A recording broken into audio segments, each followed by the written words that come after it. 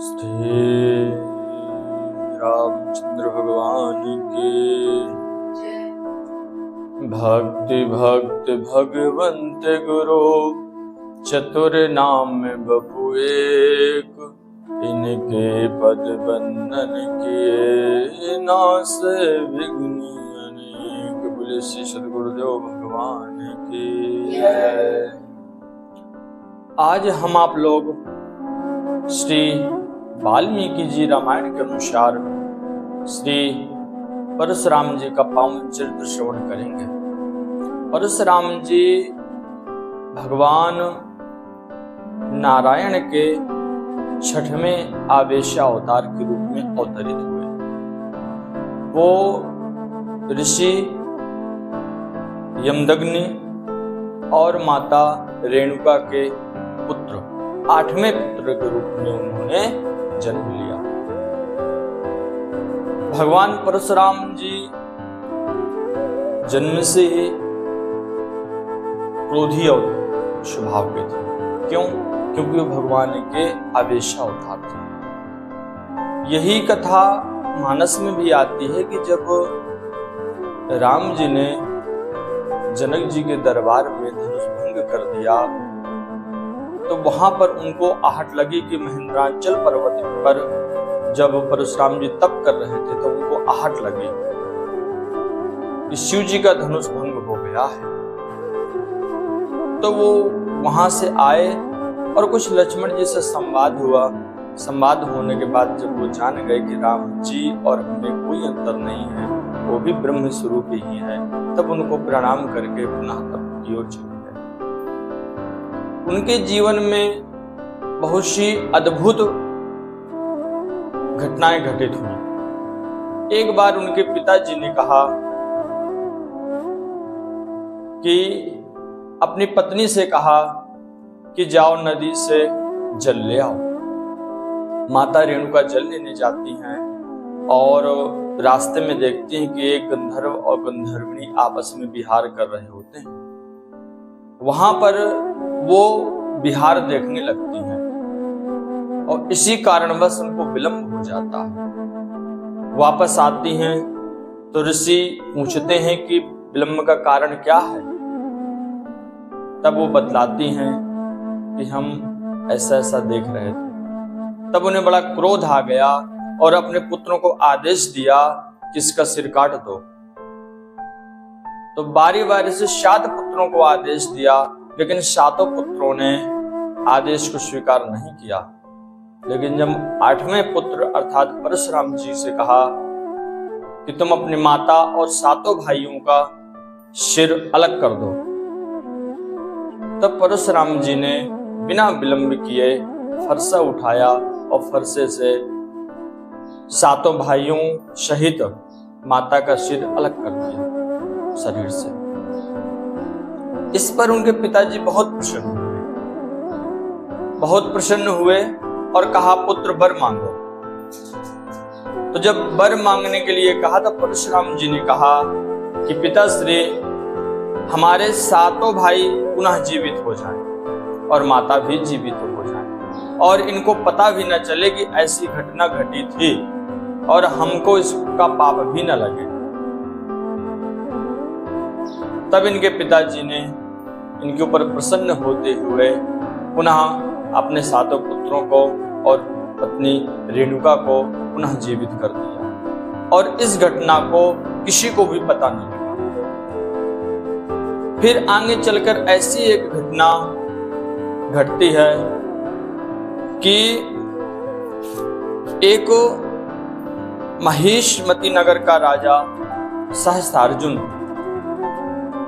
जो भगवान दत्तात्रेय जी की सेवा करके उनसे सहस्त्र भुजा होने का वर प्राप्त कर लिया कि युद्ध में उनको कोई हरा न सके। इस वरदान से उन्होंने सहस्त्रार्जुन ने अनेक ऋषियों को जीवों को परेशान करना प्रारंभ कर दिया, जिसके कारण सभी जीव उनसे दुखित होने लगे। एक बार उन्होंने समुद्र को ललकारा, समुद्र में उनसे हार मानकर सिर झुकाते हुए उनको प्रणाम करते हुए बोले कि हम आपसे पराजित हो गए। तब सहस्त्र अर्जुन ने कहा कि मैं तुमको तभी छोड़ूंगा जब कोई मेरे समान कोई धनुर्धर का तुम पता बताओ।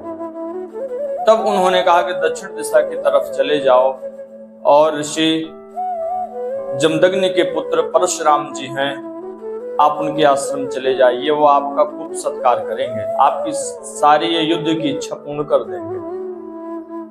जब सहस्त्रार्जुन आश्रम आते हैं तो उस समय पर परशुराम जी आश्रम में नहीं होते हैं। देखते हैं कि कितना वैभव है और वैभव के रूप में उनका सत्कार भी होता है। तब सहस्त्रार्जुन जानना चाहते हैं कि इनके पास ऋषि होकर भी इनके पास इतना वैभव कैसे। तो उन्होंने देखा कि एक कामधेनु गाय बनी हुई थी। तो वो ऋषि जमदग्नि का सिर काटकर और उस कामधेनु गाय को लेकर चले आए। तो कहते हैं कि उनकी माता, परशुराम जी की माता रेणुका ने 21 बार छाती को पीटा था विलाप करते हुए। जब वापस परशुराम जी आए तो परशुराम जी वापस आए, जब विह्वल करते हुए माता को देखा, पूछा ऐसे कैसे। उन्होंने बताया कि सहस्त्रार्जुन आया था और उन्होंने तुम्हारे पिता का वध करके कामधेनु गाय ले गया। तब परशुराम जी तुरंत गए और सहस्त्रार्जुन के बारी बारी करके एक एक करके सहस्रों हाथ छिन्न भिन्न कर दिए और युद्ध में पराजित किया, वध किया सहस्त्रार्जुन का। और कामधेनु गाय को लेकर पुनः आश्रम आए और कहते हैं कि है वंश के क्षत्रियों को 21 बार परशुराम जी ने वध किया और पुनः वो पृथ्वी ब्राह्मणों को दे देते क्षत्रियों को वध करके। लेकिन जैसे थोड़े बहुत क्षत्रिय बचते तो ब्राह्मणों को खवा पिला के फुसला करके उनसे पुनः पृथ्वी ले लेते थे, पृथ्वी का राज्य। तो परशुराम जी एक बार क्रोधित हो गए और ब्राह्मणों से कहा कि तुमको राज्य मिलने पर तुम भिक्षुक की तरह जीवन यापन करते हो, तो जाओ तुम भिक्षुक की तरह ही जियो। और 21 बार उनका वध करके और 21वीं ही बार में उन्होंने अश्वमेघ यज्ञ किया और अश्वमेघ यज्ञ करके उन्होंने कश्यप जी को पृथ्वी का दान कर दिया।